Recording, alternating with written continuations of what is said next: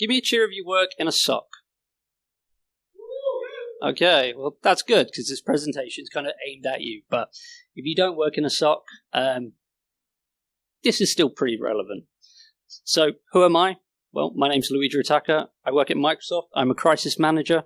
What that means is basically there are multiple incidents at Microsoft which are large scale, lots of different security teams involved, and someone needs to manage them to resolution. And that's what I do for my day-to-day. But before that, I was the head of the UK's Cyber Operations Centre for the Home Office. I had about 40 direct analysts. We did fun things like protective monitoring, threat vulnerability management, threat intelligence. So all good stuff. And when I joined, we were just starting out our Security Operations Centre. And when you're doing that, people find out about how much money you've got and how much money you're going to spend. And vendors come up to you and say, hey, buy our product. Now, one of their sales techniques is to say, why don't you come and have a look at one of our other customers, see what they do, see how they use our tool. Maybe you can take away, those lessons learned. We were getting quite a few of these, so we thought, you know what, let's do it. Let's have a road trip. And part of this kind of talk is about our lessons that we learned from it. And just more a bit of background. Before the Home Office, I was at the BBC for about 10 years in the blue team. So today's agenda is I'm going to talk to you about one of the lessons we learned from doing that road trip, about the number one killer for cyber operations centers. Then I'm going to take a slight detour, talk about a chap called Abraham Maslow and his hierarchy of needs. And then finally, I'm going to talk about embedding that hierarchy of needs within your SOC.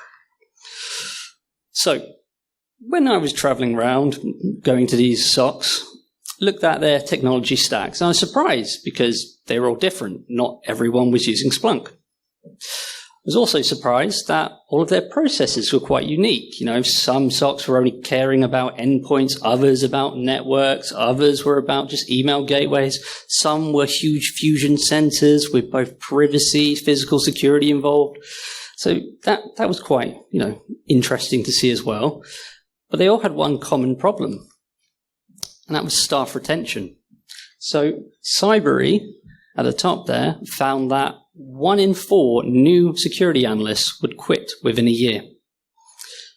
CXO, who have been tracking this, found that retention woes in cybersecurity were the highest in years. And now that's not just because of the Great Resignation. It's not just because the UK Cabinet decided to do it the other day. It's been a growing trend. So if you have a look at the SANS kind of survey they do every year, you can see this ever-moving position to people leaving security operation centers sooner and sooner. In fact, if you drill down into the detail, you'll find that a junior SOC analyst, so someone in their first SOC role, will generally stay there for about 18 months. Now, if we have a look at this graph, this is a standard HR graph that they use to say, how productive are my employees? And if you have a look at kind of day 0, they join a company, they're not just not productive, they're actually negatively productive because we take our time out of our day to go and train them, we teach them stuff, we're answering their questions, we're getting them more and more productive. And it takes about 6 to 8 months to get there. So then you have what we call this plateau of productivity where you're really performing. And then about month 22, you decide, you know what, I've got what I can from this role. I'm going to look elsewhere. And you've got that trend to 0. And so that's the average for an employee. If you think about cyber, we've got this ever-changing environment of new technologies coming into place. So I'd probably say that our kind of gradient to productivity is slightly lower in slope because, everything's changing, so we don't have fixed processes in place, so it takes longer for people to get up to speed. Also, if you think about, 1 in 4 SOC analysts quitting after 12 months, well, you're not getting any of your productivity from them. You're spending most of your time training them, so you're losing that. And that's really costly because the price of productivity is retention.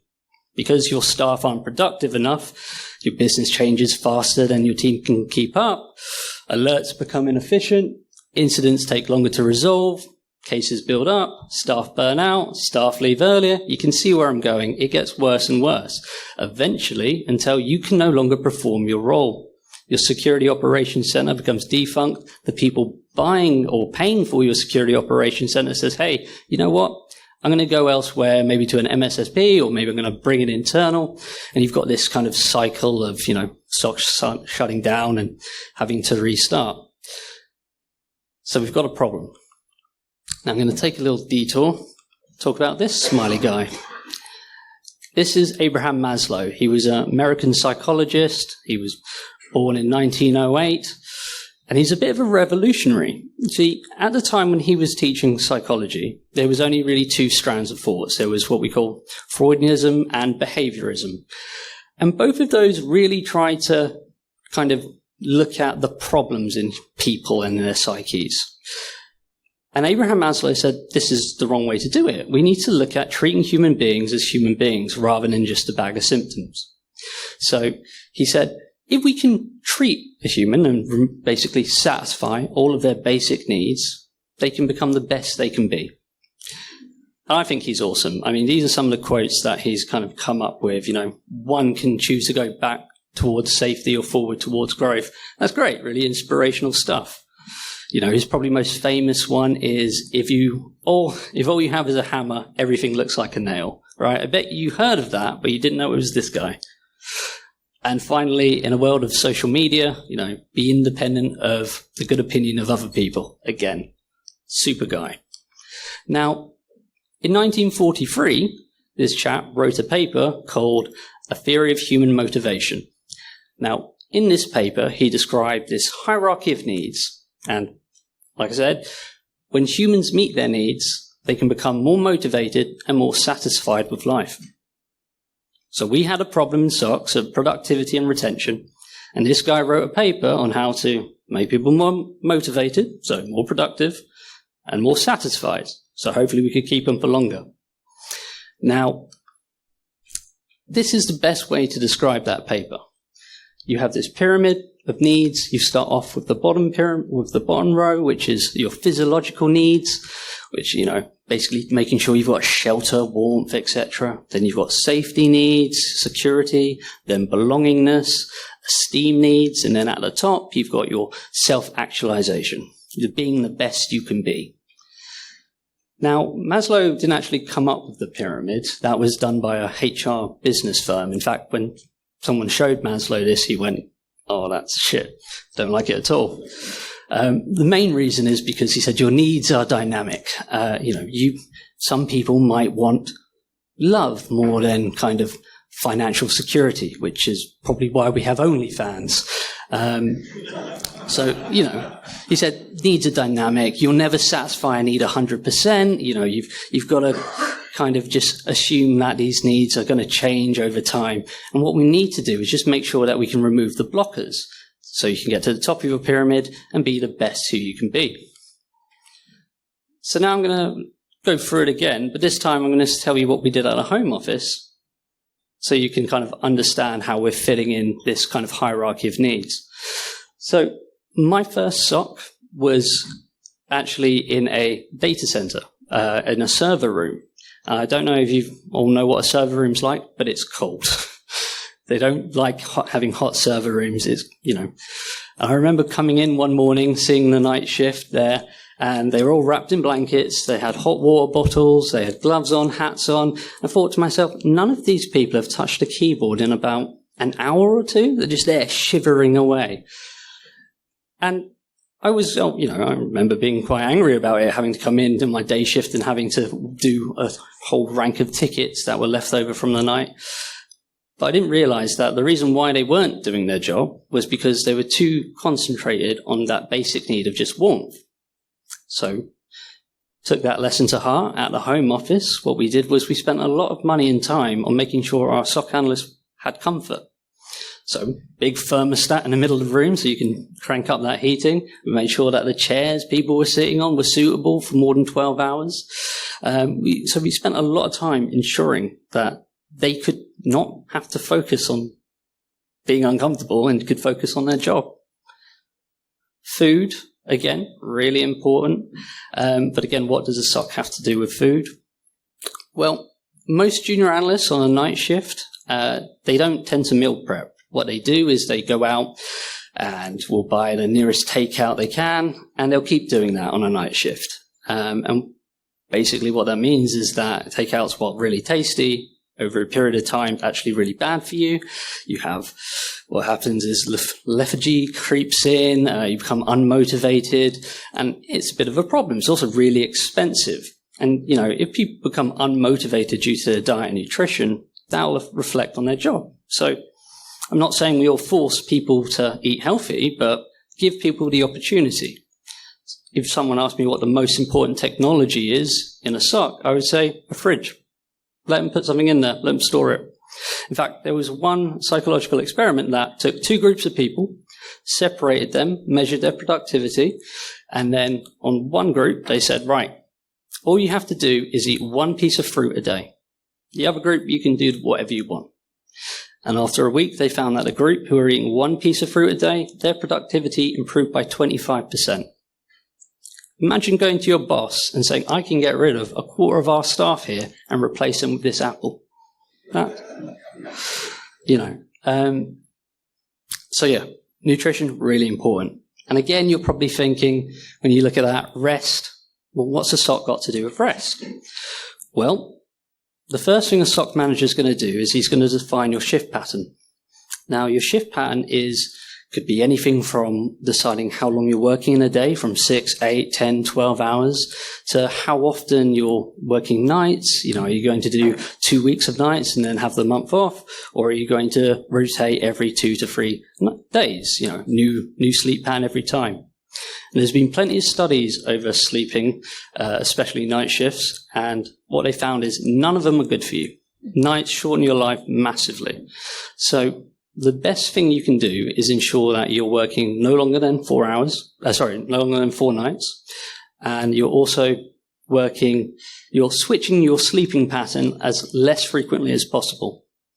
So at the home office, what we did was we ensured that we had 4 on, 4 off, standard rotation pattern, but we added another shift, a 5th shift, and every 5 months you would come off shift and be replaced by that 5th shift.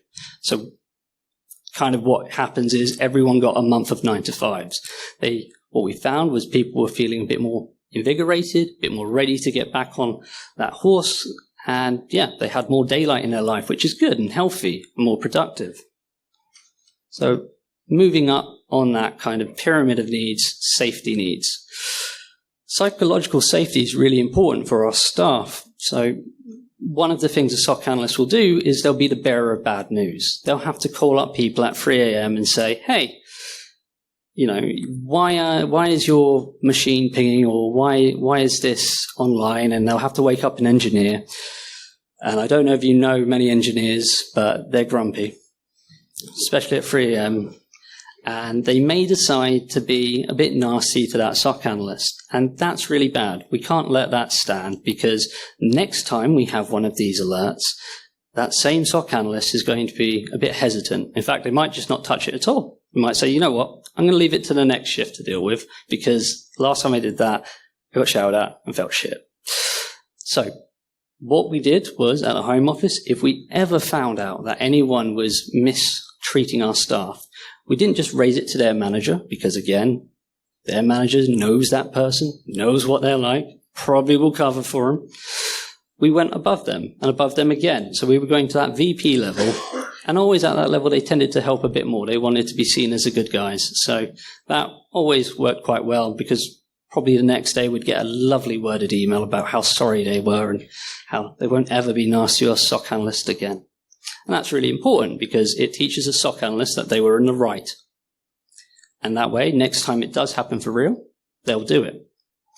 Again, job safety is another big issue for SOCs. So what we want is our SOC analysts to be able to do their jobs,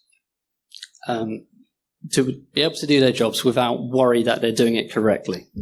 So what we found was, by giving everyone a process, documenting that out so they all knew what they were doing, they had kind of less stress in their life. They didn't have to worry that, oh, do I call this person or is it that person? We made sure it was up to them, everything they could see, they could do. And again, that lowered the stress. It made them more productive because, they could get through tickets faster. We found that was good for us. Next, belongingness needs. Just get a drink.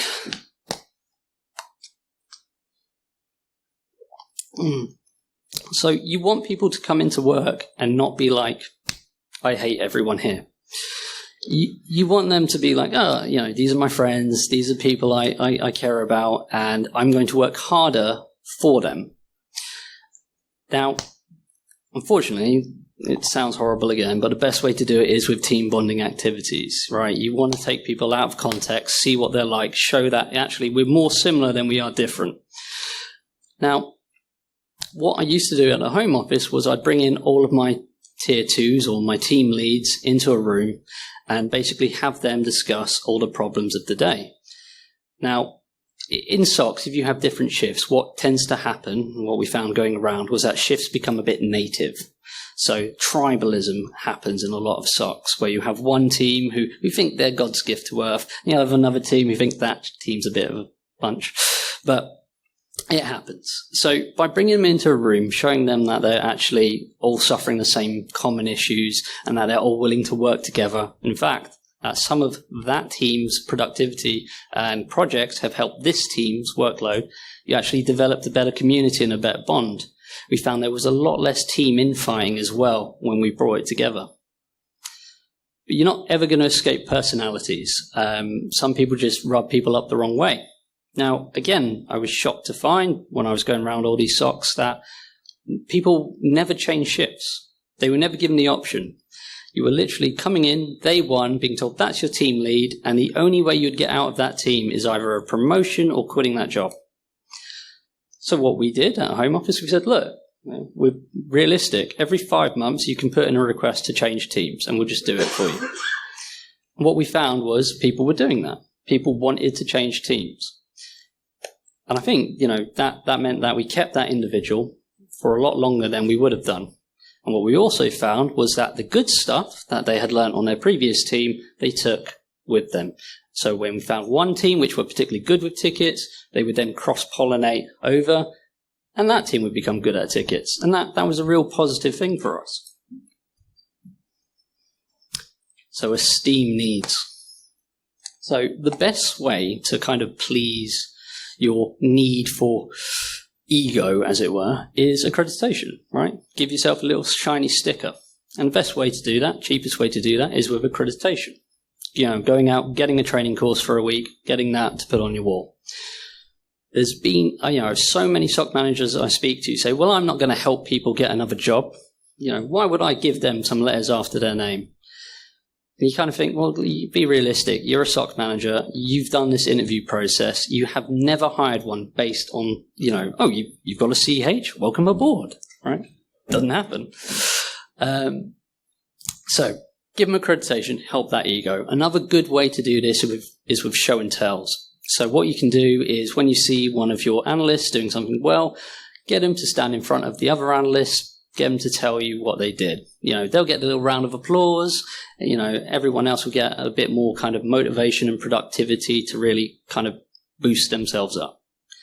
The best way to satisfy esteem needs, and it's really good for addressing retention as well, is to show them a pathway. So what pathway is you take the analysts wherever they are and you say, look, you're here, but in a year, you're going to be over there. You're going to know how to do this. You're going to know how to do that. And we're going to pay you a little bit more. And what happens is, in a year's time, they'll reach that point, and hopefully you've kept your word. You've given them that little bump in salary. You've taught them new techniques. And they think, wow, that's great. And they'll look back at that pathway and say, oh, look, but there's still a couple more years here for me. And so they stay. If you don't have that pathway, whenever they get to that point, then they'll just look at other companies because that's the only future they'll see. So definitely one for esteem. Finally, self-actualization.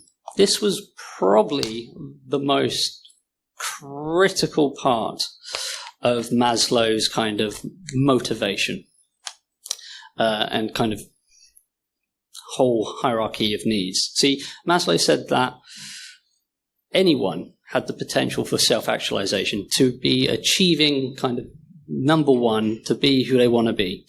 And then they would say, okay, Maslow, well, point us. Who right now is self-actualizing? And he'd say, easy, it's Einstein. Now, I've been to my SOC. I've seen that I don't have a room full of Einsteins.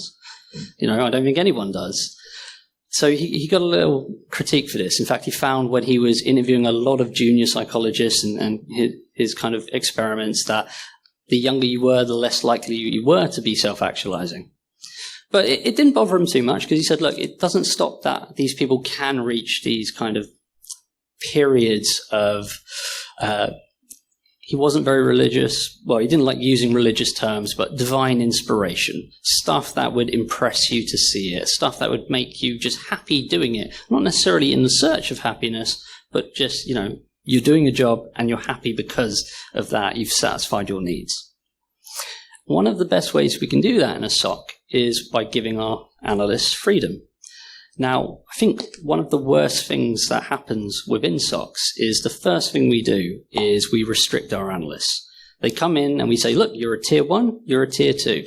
Tier 1s don't touch anything the tier 2s does. Tier 2s won't touch anything the tier 1s do. That's wrong, right? Firstly, that's stopping, junior analysts from actually resolving an incident from end to end. I'm not saying that they shouldn't have oversight, but, let's encourage people to take some initiative to encourage them to give that feeling of completion. And so, let's stop doing that kind of rigid tier structure. And at the home office, that's kind of what we did. We still kept the experience there, but we said, look, everyone has access to all the tools that they need to do their jobs. And there shouldn't be a reason for you to have to wait for, say, a crisis manager to walk in to deal with a crisis. You are all crisis managers. We didn't pay them like that, but said that.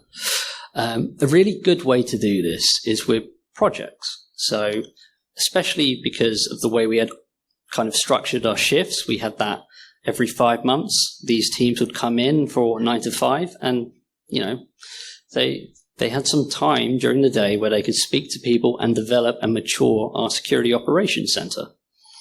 So we would give them projects that they wanted to accomplish. We gave them something that they could be proud of. And if you remove all of the kind of the barriers, their basic needs, making sure they have the right tools, they can accomplish some great things. So in the home office, we were able to take threat intelligence information and apply it across our network in about 15 minutes. That was the time, from someone writing a blog, posting it online, to that detection being able to fire on our network. And that was completely open source. That was just done off our own backs. And I'll be honest, that's pretty impressive. No money was spent there. So absolutely, let people be able to achieve those kind of divine moments of inspiration. So, in summary, retention is bad because retention drives, poor retention is bad because poor retention means your productivity fails. Poor productivity means you're not able to keep in line with your cases, your workload, which means burnout happens, which means retention's worse. Abraham Maslow had a way to solve that, to satisfy our basic needs, to satisfy our ego, satisfy those needs for loving and belongingness. We are community animals after all. And at the home office, after 2.5 years, we looked at our retention rate, and we knew that the average retention rate for a SOC was 50%. We were achieving 85%. I think that's off the back of us actually treating our SOC analysts like humans and taking care of their basic needs. And, we were government. We didn't pay well, sorry for the government people in here, but there is that, right? It's more about money. It's more about giving people the opportunity to kind of excel in life, give them interesting problems, and kind of watching people develop. So, that was quite quick from me, but does anyone have any questions? Oh, fantastic. There's lots of people. I'll tell you what, we've got microphones around the room. So if someone with a microphone comes to you, you can have your question.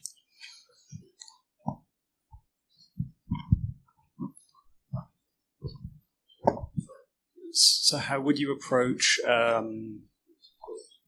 closer. There you go. Hello. How would you approach interdepartment tribalism?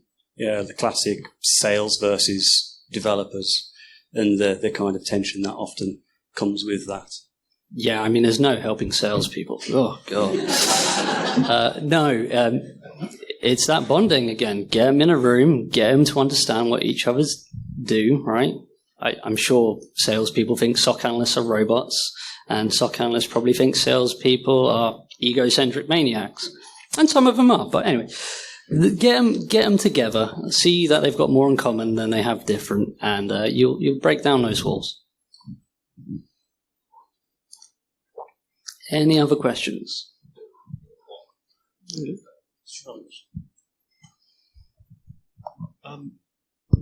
How did you get buy-in from? So, how did you find getting buy-in from people above you was for a initiative like this? It's kind of a bit of a change, and it requires money. Yeah, absolutely. I mean, telling my manager that I needed £300 for an IKEA sofa was, difficult. But when you've got SOC analysts and you're trying to explain, right? SOC analysts are like emergency service workers, right? We don't expect people who work in our emergency service to, stay awake for 12 hours and then put out a fire, right? So keeping them rested, keeping them kind of energized will actually reduce incident times. And reducing incident times saves you money, which is a lot more than this £300 IKEA sofa that I have to put together on my weekend. But yeah. So yeah, it's framing, right? Everything's going to be to reduce the incident time. And that, really is what it's all about, because that's saving money. Cool. Any other questions? Yeah, just got one here. Look at here. There you are. Well, so we kind of looked at it and you said 2 years is too short. That retention period isn't long enough. How long can someone really stay in a SOC if it's still pyramid structured? And if they're looking for a level 2 job, they've done the level 3 time, they know they're ready to move on. There's no spot there. Do you know what I mean? I think so how long would you expect someone to stay in a SOC? So I think the problem is that people were leaving too soon because they weren't being treated like humans. If you go into a SOC and you decide, look, this isn't for me, and I'm going to leave in a year, then there's no fancy chairs that are ever going to keep you there, right? It's not about keeping them for longer than they should be. It's about making sure that they're there for the length of time that they need to grow and develop as a decent security analyst. The stat at the beginning about 1 in 4 leaving the industry, these are our junior people. These are the people we need to fill the skills gap. And we're treating them like animals, right? When we were going round, there was one particular SOC that stood out. I won't name them, but basically what they did was they said, yeah, retention's terrible for us. We can't keep any junior analysts. So what we do is we go out and every year we just pull in kind of sandwich year grads, and they're our junior SOC staff. And we'll get about 14 of them. That was overkill. And we won't let them touch anything. We won't let them do anything. They're just there to log and flog. Like, no wonder these people didn't stay, right? That's a horrible experience. So, yeah. Yeah, fair enough. Fair shout. Thanks. Any other questions?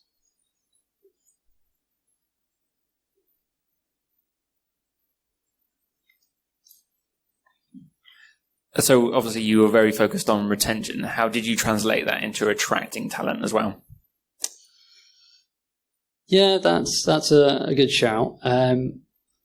So one of the things that we tried to do was, it's a very competitive market. So we tried to show that we were never going to attract other SOC analysts, really, because our pay was just not comparable. So we wanted people to come in new to the industry.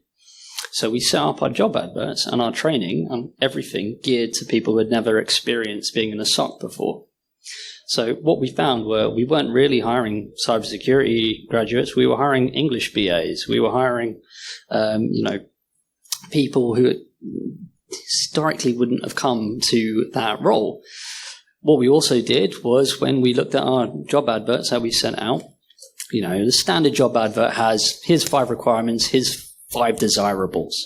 We got rid of all of that. We said, look, here's 2 requirements that you're hardworking and you're motivated and you want to learn this field. So we were bringing in new talent into the industry, and then we were giving them that training path so they could stay there for the next 4 to 5 years and grow and develop to become decent SOC analysts. And so we just changed our field of focus, really.